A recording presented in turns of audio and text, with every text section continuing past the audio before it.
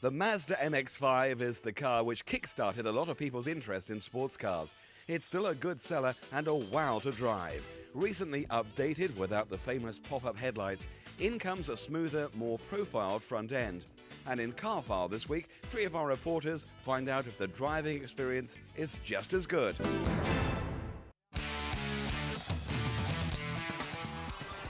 When you think of the Japanese, you don't think of a particularly emotional race.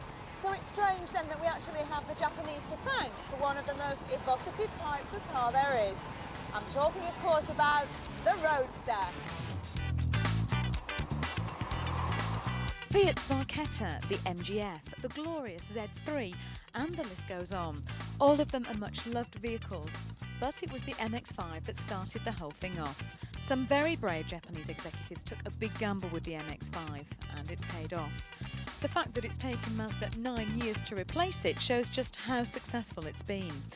I'm sure you'll agree with me when I say that I really don't envy the designers and the engineers faced with the task of updating one of these success stories of the 90s. But they've managed to do it, and here it is.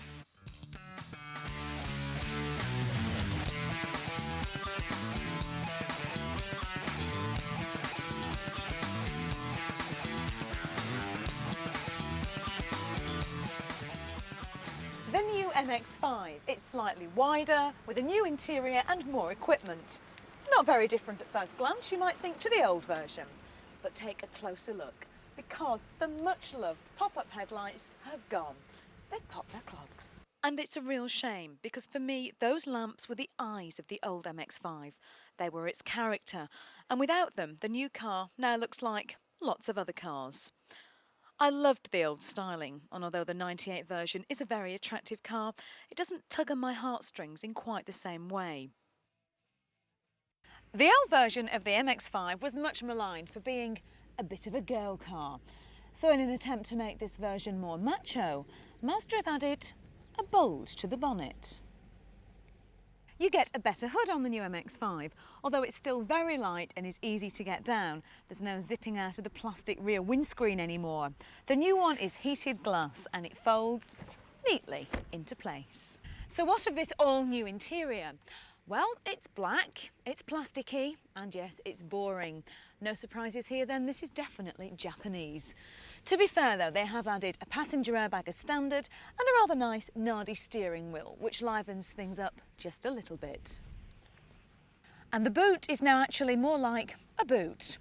It's bigger in here. In fact, there's just enough room to fit your weekly shopping in. Now, looks and practicality are all very well. But the whole point of a Roadster is the experience you get behind the wheel. You want pure, unadulterated fun. So how does the new MX-5 measure up in the smiles per mile stake?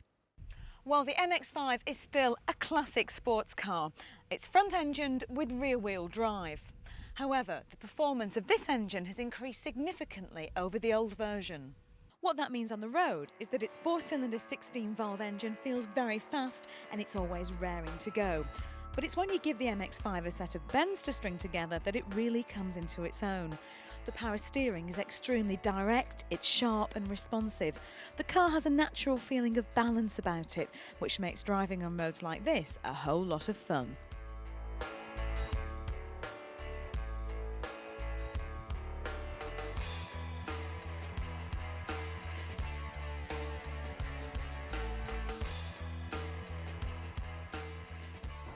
And the improved suspension means that it keeps the ride comfortable and smooth over any lumps or bumps you might find.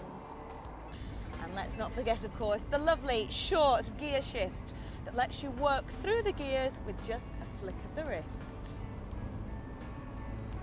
And if you are planning to have some fun on twisty, turny roads, then you'll be happy to know that the brakes do feel nice and sharp. However, you'll need to go for this top-of-the-range 1.8 IS to get an anti-lock system. Thankfully for British drivers, the MX-5 comes complete with a belting little heater. And believe me, when you're driving a Roadster with the top down, in Manchester you need all the heat that you can get. So, how much does it cost to have this much fun? Well, the entry-level 1.6 is £15,500 on the road.